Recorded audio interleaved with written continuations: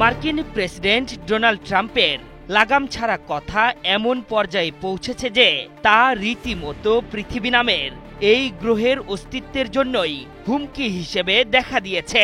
এবার তো যা বললেন মার্কিন প্রেসিডেন্ট তাতে হাড় হিম হওয়ার অবস্থা। ট্রাম্প বলেছেন, মার্কিন ভান্ডারে যতটুকু পরমাণু অস্ত্র মজুদ আছে তা দিয়ে ১৫০ বার এই পৃথিবী ধ্বংস করা যাবে। ট্রাম্পের এমন মন্তব্যের পরপরই শুরু হয়েছে তুমুল সমালোচনা।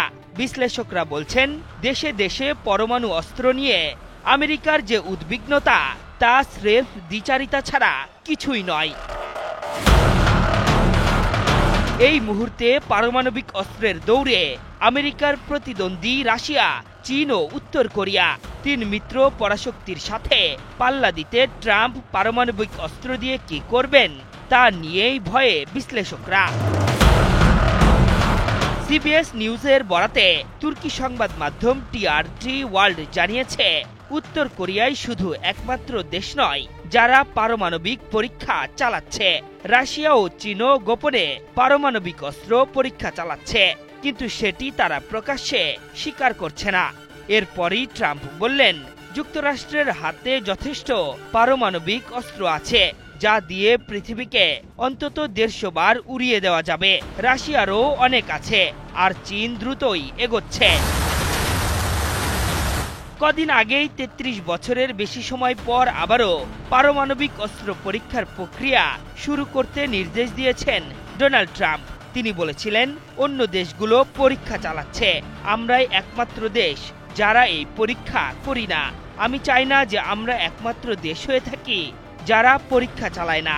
নিজেদের তৈরি অস্ত্রের সক্ষমতা যাচাই করতেই মূলত মার্কিন বিজ্ঞানীদের এমন নির্দেশনা দেন তিনি।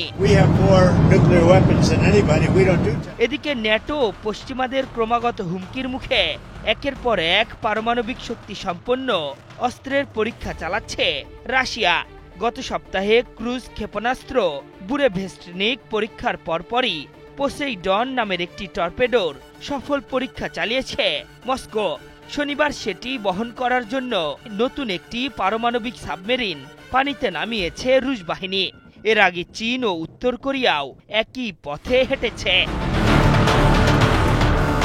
International Campaign to Abolish Nuclear উইপেনের তথ্য বলছে, বর্তমানে সবচেয়ে বেশি পরমাণু অস্ত্রের মালিক ভ্লাদিমির পুতিনের রাশিয়া।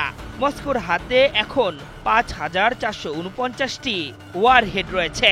এরপরেই আছে আমেরিকা। রাশিয়ার থেকে কিছুটা পিছিয়ে ৫,২৭৭টি ওয়ারহেড মজুত করেছে ট্রাম্পের দেশ। এরপরেই আছে শি জিনপিং এর চীন, তাদের কাছে আছে ৬০০ ওয়ারহেড। এরপর ২৯০টি নিয়ে চতুর্থ স্থানে ফ্রান্স এবং ২২৫টি ওয়ারহেড নিয়ে পঞ্চম স্থানে আছে ব্রিটেন। তবে উত্তর কোরিয়ার কাছে কতটি ওয়ারহেড আছে তা নিয়ে আছে সংশয়। আশরাফুল ইসলাম, একাত্তর।